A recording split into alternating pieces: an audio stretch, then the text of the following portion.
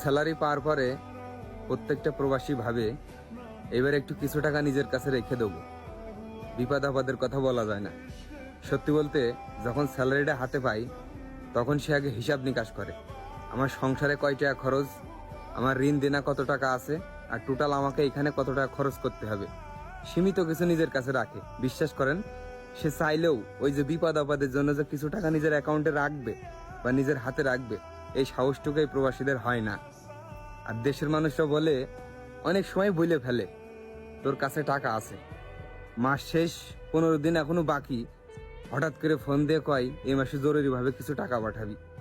ভাই বিশ্বাস করবেন কিনা তা জানি না, আমার নিজের চোখে দেখা এমনও প্রবাসী আছে ভাই, যে নিজের শরীর খারাপ তারপরেও ডাক্তারের কাছে জাতি ভয় পায়, যে দেশে বিদেশে যদি কোনো ডাক্তারের কাছে আমি যাই অনেক টাকা পয়সা আমার খরচ হয়ে যাবে, এর জন্য সে ডাক্তারের কাছে যায় না।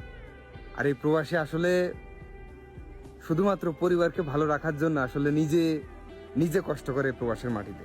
আসলে প্রবাসী না হলে বুঝতাম না এই প্রবাস জীবনটা কি।